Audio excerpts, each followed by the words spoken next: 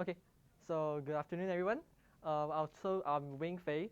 So today I'll be representing a team Bumblebee to actually explain on acoustic localization and actually how we actually do it and the entire flow from the very bottom level to the top level, which is the acoustic task level. So okay, so first I'll just give an overview of it. So down at the hardware level, what you get first is from the hydrophones, you get the raw signal. Then you do some signal conditioning, either to amplify the signal, remove noise, kind of stuff like that. And then you go on to the firmware level to actually process the signal digitally on a onboard processor or microcontroller, something like that. And then with the processed signal, you can actually do a DOA estimation, a direction of arrival estimation based on that. And with that, azimuth and elevation angles and or maybe distance, you can actually provide the data to the single board computer to actually use that information for a much higher level, like for example mission tasks. So before I actually go into the implementation of our acoustics subsystem, so I would like to actually share some considerations before we actually came to our current implementation in our AUV. So the first consideration is to actually take in what kind of actually signal models should we use it for our vehicle, either to use a far field model or a near field model. So actually for a far field model, you actually assume that, you don't assume, okay, the direction of arrival of the signal to all the sensors, all the hydrophones are actually non-equal.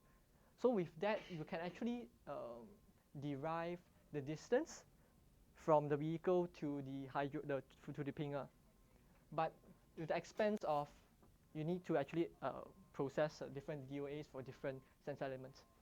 So if you're actually taking a far field model, you can actually simplify the ODOA estimation process by actually assuming an equal direction of arrival on all the hydrophones. So with that, there's an expense of distance estimation, because as you can see, the angles are all same. The waves coming in are plane waves. So it doesn't really actually converge to a single point where you can actually do a distance estimation of your vehicle to the pinger. So, okay. And also, another consideration is to actually think of what kind of algorithms that you would like to actually implement on the vehicle. So there's a first kind of algorithm is time difference of arrival of the signal itself. And the second type of algorithm is a beamforming, which is basically phase shifting or phase difference based kind of algorithms. Yeah. So, okay, based on our limitations and constraints, first, the size of a vehicle. I would say that this is the main deciding factor that leads us to our current implementation. The second constraint is the sampling rate and also the computational power. So I believe that these two can be overcome in future iterations of the system, but then you need to take off the future design of the vehicle, which most probably be actually shrinking the size. And if we were to take other kinds of approach, will it work well? Will your existing solution work well on your future iterations of your vehicle?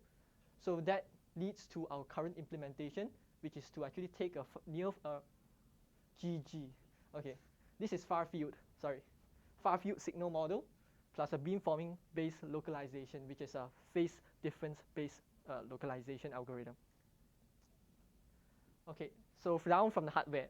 So now I'll be starting to explain our implementation right from the bottom. So we are using, since we are actually going for phase difference based algorithms, beamforming based, so we need to keep the distance between hydrophones within half the wavelength of the highest frequency that you actually be hearing or sampling. Yeah. So we chosen the TC4013 because it's a very miniature in size. It's a couple of centimeters wide, and we are able to keep it within in a square array of 1.5 cm. So yeah, and also we have also designed a custom mechanical hydrophone mount to actually reduce the noise, reduce mechanical vibration, the effect of mechanical vibration on the hydrophones. And also one point is very important is to actually reduce the channel-to-channel, to increase the channel-to-channel isolation, which is to reduce the correlation or covariance between the sensor elements. So you don't want a single element from affecting the other sensor elements mechanically. So yeah. And so after you actually get the signal from the hydrophones, what you do next is to actually condition the signal, do some signal processing in terms of hardware, in terms of circuits. So what we do first, because we are using a passive hydrophone, it's not preamplified, so we need to preamplify it ourselves. So what we do is we use a charge preamplifier, and then we have a active band pass filter that actually removes all the noise and actually introduces gain, which makes the signal actually readable by the AUB. Yeah. So why this year we changed our preamplifier circuit to a charged preamplifier circuit instead of voltage preamplifier circuit is because we want to reduce or to eliminate the effect of a cable length variation on the preamplified signal of the preamplified signal. Yeah, correct. Okay. So how it works is like this. So since hydrophones are based on piezoelectric elements that actually generate charge when it's subjected to actually pressure changes, so the voltage that you actually get from the raw signal you actually get from the hydrophone is actually the raw voltage, is actually affected by the cable capacitance and also the piezoelectric element capacitance.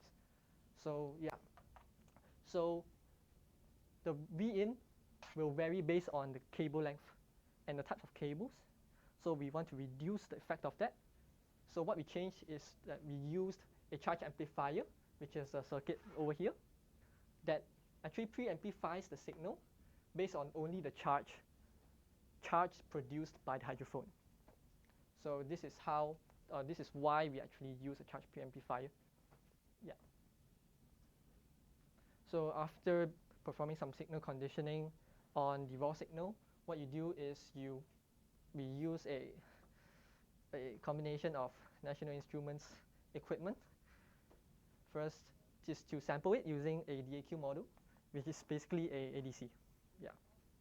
And we use a onboard processor platform, the single board reconfigurable input-output. This board, it includes a real-time processor and also FPGA for faster computation. And we use a LabVIEW to perform our computations for DOA estimation. So I would say that this combination would give us easier time in terms of debugging and also for repeat prototyping, I would say. So yeah. So okay, so after you got the condition signal, what you do is you use the NI9223, the analog input module to sample it. Then this part would be on the SBREO 9606, our processor. This is all done on the processor. So first, after we get the digital form of the signal, we do target signal identification, which in our case in the competition is to actually identify the specific pinger frequency waveform. Yeah. And then because the signal is due to a multi-path reverberations effects, which is reflections. So you need to eliminate the reflected portion of the signals. So what we do is you need to extract the direct path signal, and with the direct path signal, you can actually perform DOA estimation to get the elevation and also the azimuth. And after getting the angles, what you do is that we transfer that to a single board computer for task level processing and stuff like that. Yeah. Okay. So how we do target signal identification and direct path signal extraction is by using short time Fourier transform with dynamic thresholding. So what is short time Fourier transform? Short time Fourier transform is actually you having a sliding window and you perform a Fourier FFT across the sliding window. Okay, so by doing that, plus the dynamic thresholding on the spectrum, which is something you see right here. This is a STFT spectrum at the pinger frequency. So what we do is we just look at the target pinger frequency that we're actually aiming for. Right? In this case, we are aiming for 40 kilohertz. Yes, we're aiming for 40 kilohertz pinger. So what we have in a this is a time domain sampled signal. This is a STFT spectrum at that particular frequency. So if you look at just at the time domain signal, you cannot actually see that there exists the ping there, right? But actually, if you perform the STFT on it, you can actually see the incoming ping, which has a signal to noise ratio of -7.5 decibels. And we are able to identify the ping and perform DOA estimation on that. So that shows how robust the system is, and that is one of the reasons that why we don't use like simple thresholding. It clearly doesn't work in situations like this. You can't even see the ping. You cannot do any kind of thresholding, like simple peak or yeah, something like that. And yeah, so with that we are able to dynamically set the threshold at 27, just barely enough to actually identify the signal. So with that, we identify from the STFT spectrum, we actually identify the peaks that actually exceed the threshold. And the first peak, we actually extract the first peak as the direct path signal, meaning that we extract the first frame that actually exceeds the dynamic threshold as the direct path signal. So that is how we do our direct path signal extraction and also the target signal identification, both at the same time. So in another case, what you see here is a pinger signal of another frequency. For example, here is a 35 kilohertz pinger signal, but now I just want to target at 40 kilohertz. So this is the STFT spectrum at 40 kilohertz. So although the signal is very strong, it's still able to dynamically set the threshold at a much higher level of 196, although the STFT spectrum shows that there are spectral leakages that occur that shows that the STFT spectrum at 40 kilohertz is very high. So this is how we do it. So with the direct path signal, we can actually continue to do further processing to get the azimuth angles and elevation angles. So the algorithm that we actually use is called multiple signal classification algorithm. It's a very actually popular method to perform. It's a type of adaptive beamforming algorithm that gives very high spatial resolution. So what you do is first you get the direct path signal, you compute the spatial autocovariance matrix, and you just basically you follow this flow and you'll get to the azimuth and elevation angles. But okay, mathematically it looks like this. Okay. This may be a bit mathy, so I think that if you really want to look into the implementation of this, you need to like read up on the paper. Yeah. So I'll just give a very brief overview of the algorithm that we're using and like how efficient is it and stuff like that. So from the direct path signal, the frame of the direct path signal, we get the spectrum of the frame, and we construct a direct path signal vector. For example, so M here denotes the number of hydrophone elements. For example, if you have 4, then this would be a 4 by 1 vector, where each one actually represents the spectrum in the frequency domain. Yeah. So x will be the direct signal vector that is 4 by 1 in dimensions. So with that, what you do is you construct the spatial autocovariance matrix, which is given by the expectation of this, which is from here. So yeah, so after getting a spatial autocovariance matrix, what you do is you do a eigen decomposition to get the eigenvalues and eigenvectors. So since this spatial autocovariance matrix is actually a Hermitian matrix, what a Hermitian matrix is that the matrix is a conjugate transpose of itself. But since this is a real and it's symmetric, it is always a Hermitian matrix. So you get the corresponding eigenvectors and eigenvalues. So if you have 4 hydrogen elements, you'll get 4 eigenvectors and its corresponding 4 eigenvalues. And because it's a Hermitian matrix, all its eigenvectors are orthogonal to each other. They're perpendicular in a multi-dimensional space. Okay. Yeah. So with that, with the eigenvalues, when you sort them from large to small, the larger d number of eigenvalues corresponds to the signal subspace, and the rest of the eigenvalues correspond to the noise subspace.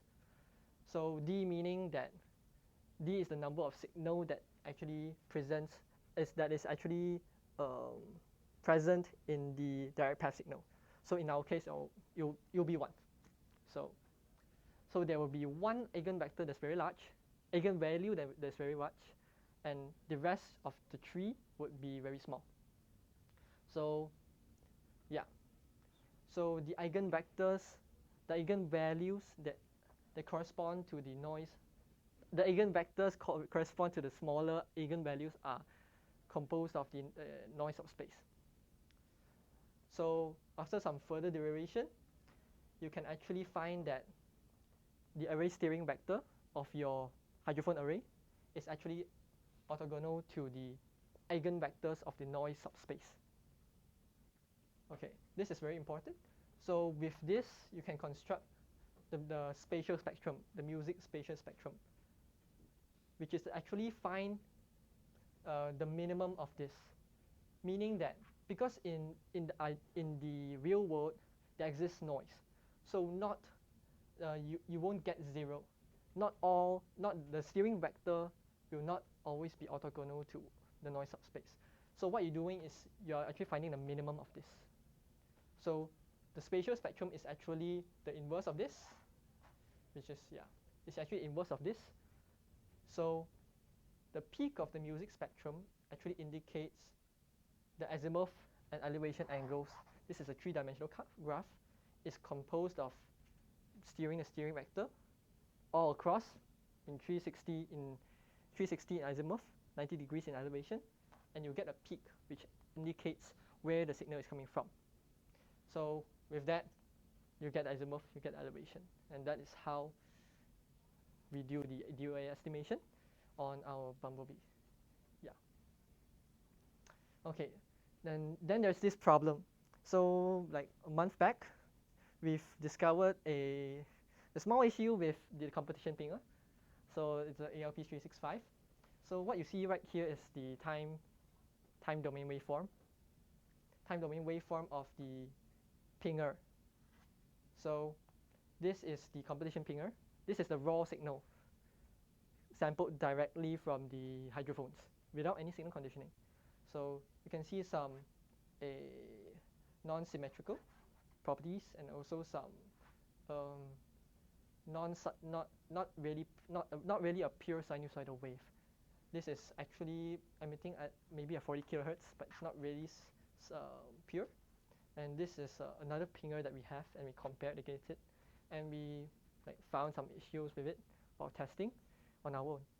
So after signal conditioning, we actually get some sorts of saturation in our signal that causes a loss of signal information in terms of amplitude and the phase, especially the phase. It's actually saturated to the top rail. So what we do is we provide some supplementary time. We actually provide a DOA based on time difference of arrival of the signal as a supplementary. And we found out, yeah, this situation occurs only when the vehicle is like right on top of the pinger. So if you have not noticed that, you can check it out. Yeah, yeah, and we can exchange ideas and see how to solve that. Yeah. So what I do to actually solve that problem is to actually first get the envelope of the signal. So as you can see right here, this is the envelope of the previous signal. Yeah, right here. Okay. Yeah. So with that, what I do is I get the time derivative like this, and then I take the peak as the time of arrival of the signal. So essentially what I'm doing is I'm tracking the point of largest slope. Yeah. So with that, I can get the DOA too. Yeah. So yeah.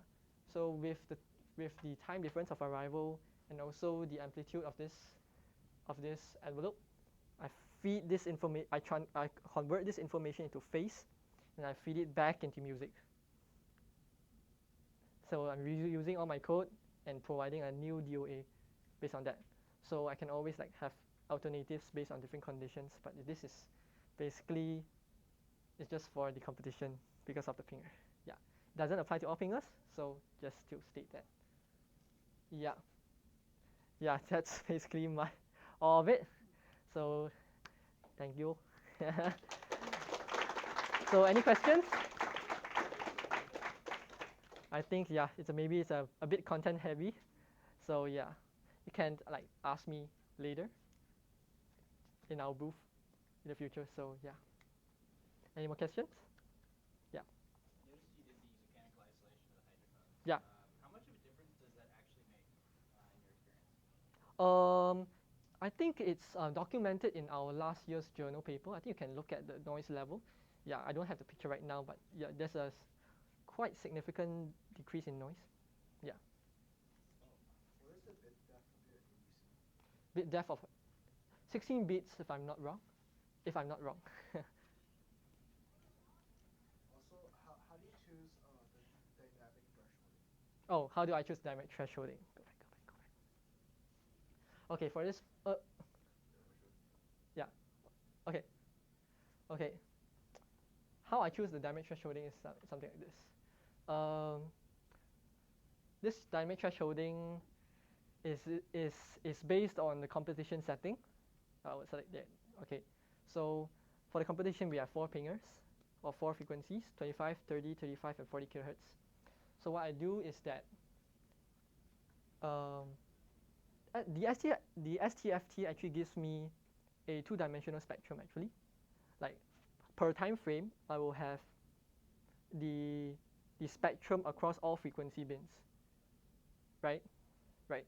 So at all times, what I actually do is I track all 4 bins, all 4 pinger frequency bins, all at the same time. So based on the amplitude of the amplitude spectrum of these 4 frequencies, which is 25, 30, 35, and 40, I set the threshold. Yeah. Yeah. So you're saying you're trying to catch like the first frame where the amplitude Yes. Yes. is over the threshold. Are you doing that so like you can catch the first part of the ping when it's not affected by echoes, or are you trying to trigger like on the first good part of the ping in any way? Sorry, can you repeat the question? Are you trying to use in your processing only the first part of the ping, like as early as possible? Yes.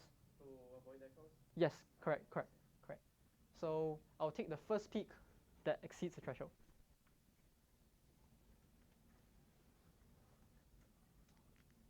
How fast do you sample? Our sampling rate is not actually very high. It's around 200 kilosamples per second only. Yeah, so you don't need a lot of computation power for that.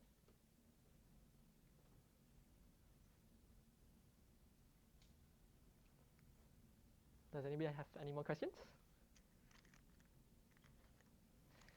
If not, then thanks everyone for coming.